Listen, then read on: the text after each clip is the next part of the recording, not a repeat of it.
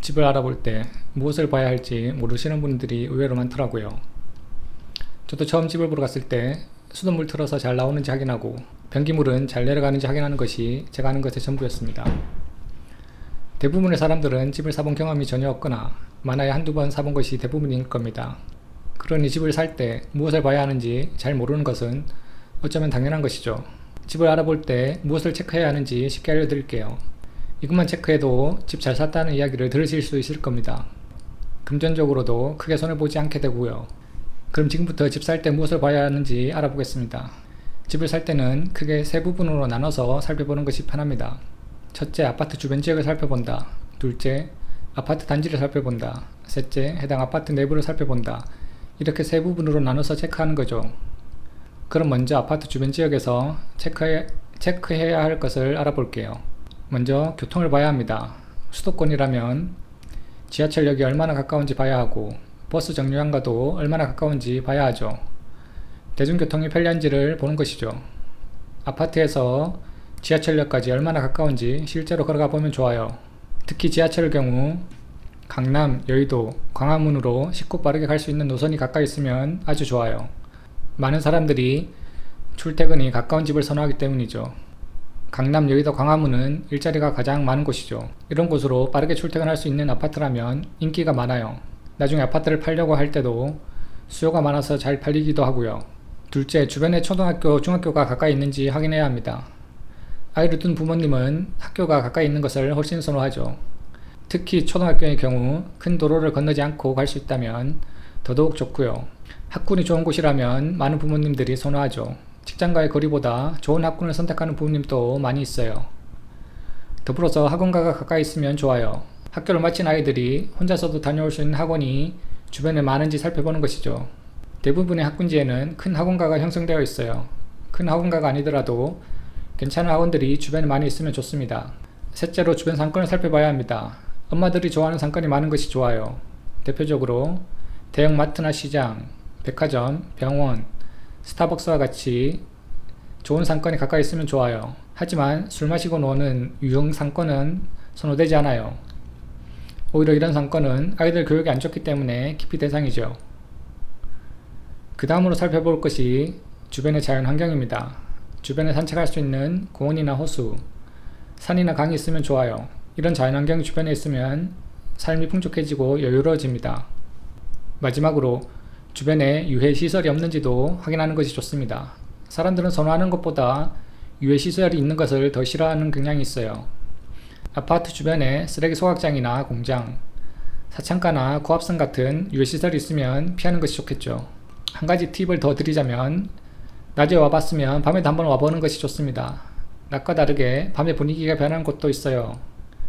여자 혼자서도 또는 아이 혼자서도 밤에 잘 다닐 수 있는 안전한 환경인지 체크해야 합니다. 집을 살 때 살펴봐야 하는 것 중 첫 번째로 아파트 주변 지역에서 체크해야 할 것을 알아봤습니다. 그럼 두 번째로 아파트 단지에서 확인해야 할 것을 알아볼게요. 아파트 단지의 경우 일반적으로 세대수가 클수록 좋습니다.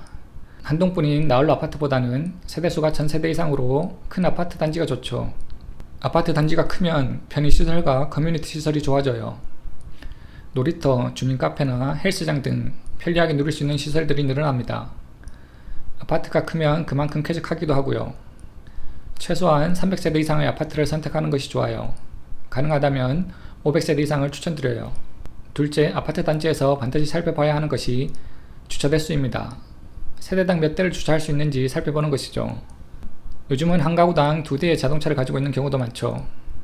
그래서 주차 대수가 많아야 늦게 퇴근하고 집에 돌아와도 주차할 자리가 있습니다. 또 주차장이 지하에 있는지 지상에 있는지도 체크해야 합니다. 요즘에 지어진 아파트는 대부분 지하에 주차를 하고 지상에는 차가 다니지 않게 설계되죠. 그래서 지상에서 아이들이 안전하게 놀 수 있는 장점이 있어요. 특히 비 올 때 짐을 싣고 내릴 때면 지하 주차장의 장점을 실감할 수 있어요.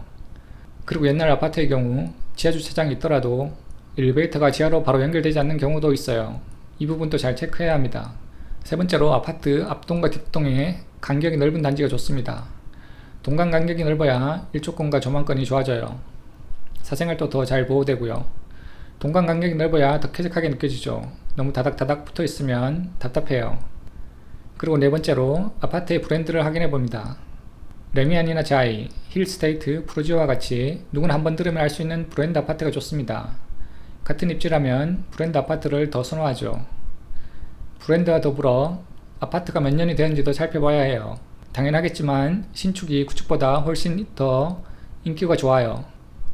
집을 볼 때 살펴봐야 할 것 세 파트 중에서 마지막으로 아파트 내부에서 체크해야 할 것에 대해서 알아볼게요. 첫째, 누수나 결로가 있는지 꼭 확인해야 돼요. 누수나 결로는 해결하는 데 가장 골치가 아픈 것 중에 하나입니다. 누수로 인해 아랫집에 피해를 주면 피해 보상을 해줘야 하는 경우도 생기기 때문이죠. 벽면과 천장을 잘 살펴보세요. 벽이나 벽지가 누렇게 변한 부분이 있는지, 곰팡이가 있는지 없는지 꼼꼼히 살펴보세요. 베란다에 나가서 벽면도 잘 살펴봐야 해요. 결로가 있는지 잘 확인해보세요. 둘째, 아파트의 향과 조망을 살펴봅니다. 보통 남향을 가장 선호해요. 정남향이 햇볕도 잘 들어오고 가장 밝고 따뜻해요. 남동향이나 동향의 경우 아침 일찍부터 해가 들어와요. 반면에 남서향이나 서향은 해가 늦게까지 들어오죠. 그리고 거실이나 안방에서 조망을 살펴보세요. 앞이 탁 되어 있다면 좋아요. 앞동과 너무 가까워서 앞동 사람이 보이지는 않는지 확인도 하고요. 창문을 열어서 소음은 없는지도 확인해보세요. 아파트에는 로얄층이라는 것이 있어요. 보통 중층 이상을 로얄층이라고 하며 대부분의 사람들이 선호하는 층수죠. 그래서 층수도 확인을 해야 돼요. 간혹 어린아이들이 있는 가정에서 1층을 선호하기도 해요. 층간소음에 예민한 사람의 경우 탑층, 꼭대기층을 선호하기도 하죠. 하지만 탑층은 위쪽에 집이 없기 때문에 여름에 더 덥고 겨울에 더 추운 단점이 있어요. 층수와 더불어 엘리베이터 숫자도 중요해요. 많은 세대수가 하나의 엘리베이터를 사용할 경우 출퇴근 시간에 엘리베이터가 밀려서 시간이 많이 지체되죠. 엘리베이터 한 대로 출퇴근, 등하교, 배달이나 이사 등등 지내다 보면 엘리베이터 탈 때마다 스트레스가 만땅입니다. 그래서 엘리베이터 하나가 아니라 2대, 3대가 있어 여유롭게 사용할 수 있는 곳이 좋아요. 한 가지 더, 양 끝쪽 아파트보다는 가운데 아파트가 좋아요. 양 끝쪽 집은 겨울에 더 춥기 때문에 난방비가 많이 들기 때문이죠. 넷째로 급수와 배수를 확인해야 합니다. 물이 잘 나오는지 수도를 틀어봐야죠. 특히 높은 층수의 경우 물이 시원하게 잘 안 나오는 경우가 종종 있어요. 배수는 직접 확인하기 어렵죠. 그렇기에 그 집에 사시는 분에게 물어보는 것이 좋아요. 아니면 부동산 소장님께 확인을 부탁드려도 되고요. 다섯 번째로 베란다를 확장했는지를 확인해 봐야 합니다. 요즘 아파트는 대부분이 확장이 되어서 지어져요. 하지만 예전에는 베란다를 개인적으로 확장해서 쓰는 경우가 많았어요. 그래서 확장된 집과 확장되지 않은 집이 같이 있는 경우가 많죠. 이렇게 개인적으로 확장을 했을 경우 결로가 있는지 잘 살펴봐야 돼요. 그리고 확장된 부분에도 보일러를 시공했는지도 확인해 보세요. 확장하면서 보일러를 시공하지 않은 곳도 있어 겨울이 되면 춥습니다. 더더욱 윗집과 아랫집이 확장을 하지 않았고 해당 집만 확장을 했다면 더 추울 수도 있어요. 하지만 보통은 확장되지 않은 아파트보다는 확장이 된 것을 더 선호해요. 집을 더 넓게 쓸 수 있기 때문이죠. 마지막으로 아파트의 전체적인 집 구조를 확인해 보세요. 아파트의 구조는 네이버 부동산에서 확인할 수도 있고 직접 보면서 확인할 수도 있어요. 보통 판상형과 타워형이 있어요. 판상형은 우리가 가장 흔하게 볼 수 있는 아파트로 주방과 거실이 일자로 연결되어 있어요. 맞바람과 통풍이 용이한 장점이 있어요. 환기가 잘 되고 공간 활용도 좋은 편이기 때문에 가장 인기가 많은 구조예요. 타워형은 구조가 니은자 모양으로 되어 있어요. 구조가 니은자이다 보니 통풍과 환기에서 불리하죠. 반면에 두 방향을 바라보는 타워형의 특성상 조망권에서 더 유리한 편입니다. 동일단지 동일평형의 경우 일반적으로 판상형이 타워형에 비해서 조금 더 비쌉니다. 한 가지 더, 화장실이 몇 개인지도 체크해 보세요. 보통 방 3개, 화장실 2개인 경우가 많아요. 화장실이 하나라면 아침에 씻기가 불편하죠. 한 가지 더 팁을 드리자면 매도자가 왜 집을 팔려고 하는지 부동산 소장님께 물어보세요.